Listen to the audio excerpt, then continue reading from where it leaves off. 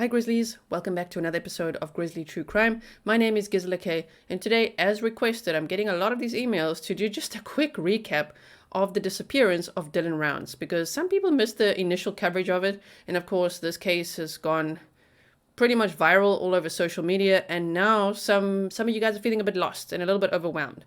If you do want to check out the recap that I did of the timeline, I try to condense that as much as possible. You'll get more details there, but today is just a brief overview so that you kind of understand what's going on, and then you can decide what to deep dive and where.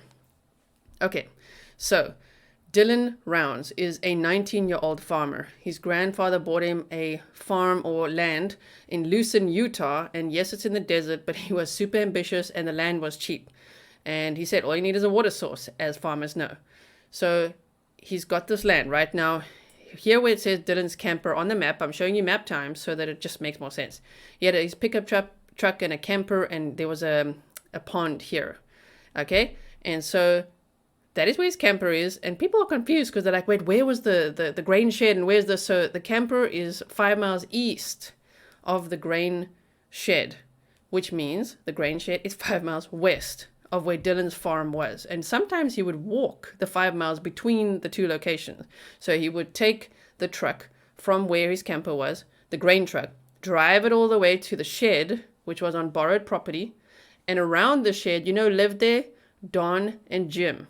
Remember those names. Okay, and so he would go there and then walk back to his camper in the desert across 5 miles. So initially, when he was reported missing, when his family all realized, wait a minute, we haven't heard from him. None of us have heard from him. He's missing. They thought maybe he'd walked the 5 miles and something had happened to him along the way. However, the very strange thing about this case is that behind this shed, so I believe Justin, Dylan's dad, said it's around 300 yards or so. I'm South African, so I find yards a little bit difficult, to visualize because I work in meters and kilometers and things. But anyway, 300 yards or so behind this grain shed. I'll zoom in so that you can see the grain shed. So the truck was found in that shed, okay? And about 300 yards or so behind it, by this dirt mound, is where Dylan's boots were found, just tossed aside. And there was a drop of what was assumed to be blood on it. And now that it's been tested, they say on the official Facebook group, it is blood. They're just still figuring out if it's animal or human. Okay, so that's scary that his boots were found here, and he was very particular about his boots. He wore one pair of boots until it was all worn out, and then he got the exact same pair of boots. So it was very, very eerie to see that his boots were tossed there. Now remember, Don and Jim, two elderly gentlemen, both with criminal records, especially Jim, they live on this property, and Jim was actually described as squatting on the property. So anyway, the boots were found about 150 yards behind Jim's camper. Why is that interesting? Because Jim is now considered a suspect, an official suspect in the disappearance of Dylan Rounds, and he's actually sitting in jail right now. So that was one of the major updates. Now, another thing you may have heard, and if you're thinking Jim, there's two Jims in this case, just to clear it up. So there's Dylan Rounds, the two farm workers, Don and Jim. Jim is a nickname. His name is James Brenner. And then the other Jim you may have heard about is James Terry. So James Terry, Jim, the private investigator, who was initially working the case but has since been let go. If you want to see drama on YouTube, just watch all the different schools of thought between, what Dylan's family says, what the PI says, and then just all the coverage of that is like, what? So I've seen quite a bit of that, but there's nothing I could really report here on this overview. But just so that you know, what are all these hours worth of content? What is it? And it's basically Candace, Dylan's mom, talking, and then the PI talking, and it's like all kinds of theories coming out. So it's all pretty interesting to see what's been said. Now, one of the things that Jim Terry, the PI, said is that here in Montello, there are two elderly gentlemen again, Kurt Wadsworth and his brother Troy Wadsworth, and they own the Saddle Sore Bar, which is where Dylan was officially last seen. That's where he last swiped his bank card on Thursday, the 26th of May, and he was apparently very close to Kurt Wadsworth. Kurt's also been interviewed on YouTube. So if you missed that, you can go check that out if you're interested. And both of them have criminal records too. So, and like they are registered SOs and things like that. So it's all very red flaggy, but just about every single person we've looked at in this case is a red flag from what I've seen. So the thing is that Kurt told Candace when Dylan was officially reported missing, he told Candace, Dylan's mom, oh, no, they've got him. I know they've got him at this house. So 6 detectives and Dylan's family raced to this house, which I believe is of a name called Robert Avelez, if I'm getting the name right.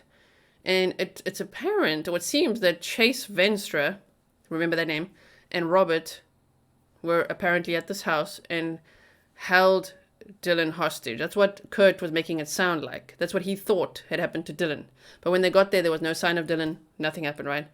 Now, Chase Venstra is the man that came tumbling out of the desert wearing no shoes on Wednesday, the 25th of May, when Dylan was, I think, driving between Lucin and Montello. And Dylan even called his mom to say, you won't believe what happened. This dude came tumbling out of the desert. He was all bloodied up and scratched up. He had no shoes on. He asked if he could charge his phone. I let him do that. I didn't give him a ride, though. But it turns out Dylan lied to his mom, and he did actually give Chase a ride to Montello. So there's that as well. So Chase Venstra is another interesting character. He was spotted on the day that Dylan went missing, which was Saturday, the 28th of May, 200 miles away in Ogden, Utah. However, to me, it's still interesting that how did he get there? His dad apparently picked him up. This case is very complex. His dad apparently picked him up. And interestingly, the FBI was searching around an area called Park Valley, Utah, which, if I remember correctly, here we go. Park Valley, Utah, which is on the way to Ogden, Utah.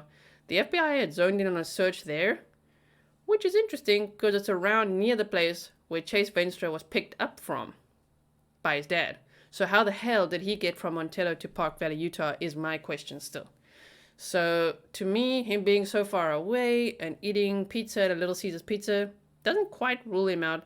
He's also currently in custody or facing unrelated charges. Okay, so we've looked at, if you just want a quick overview again, Dylan Rounds on the farm. There is Don and Jim. Jim is James Brenner. He is an official suspect. He's the only so far named official suspect in the disappearance of Dylan Rounds.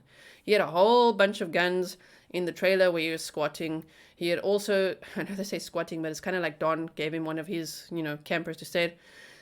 And he'd also asked Don to stash 3 guns for him. And then Don told the police that he asked him to stash these guns for him and all that. So it's all, wow, it's a lot. So I understand why you guys feel overwhelmed.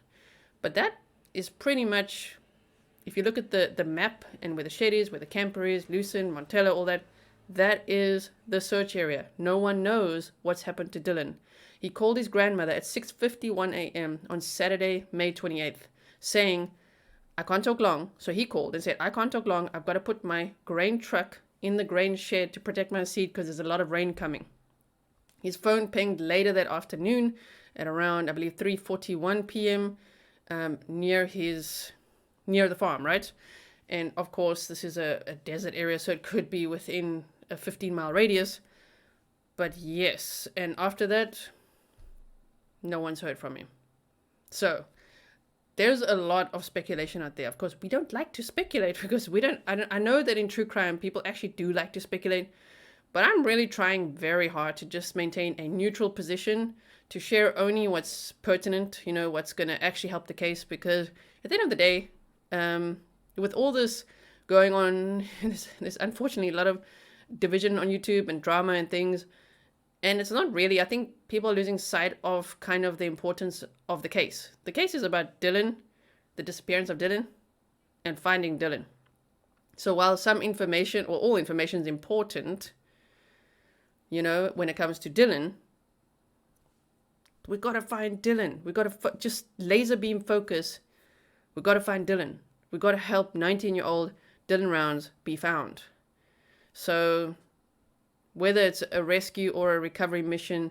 I mean, it's been a long time now since he's last been seen or heard from, and it's very concerning.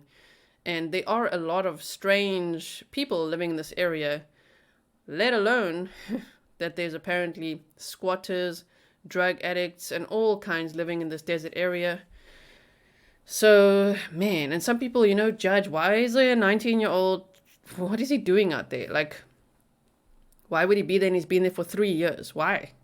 Because since he was little, he's passionate about farming, and that's all he wanted to do. That was his number one passion, and his family facilitated that dream. So, and Don, who lives on the farm as well, was very good friends with Dylan's grandfather. Dylan's grandfather is the one who bought him the land. You see?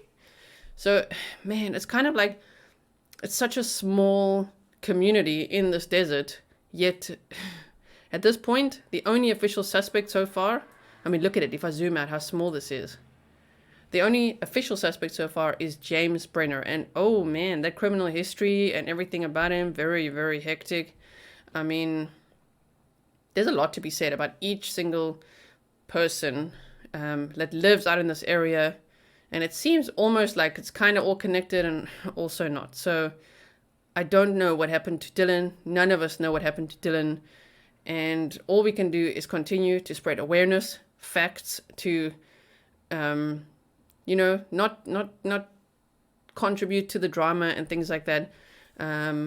So yes, I hope this helped, and I will see you later for another live stream or video. And please do subscribe, hit the bell, click all so that you get all notifications. Hit the thumbs up if you like these type of shorter videos that just give you a brief overview of the cases that we are covering on this channel. And I look forward to reading your comments below. Okay, stay safe and see you again soon.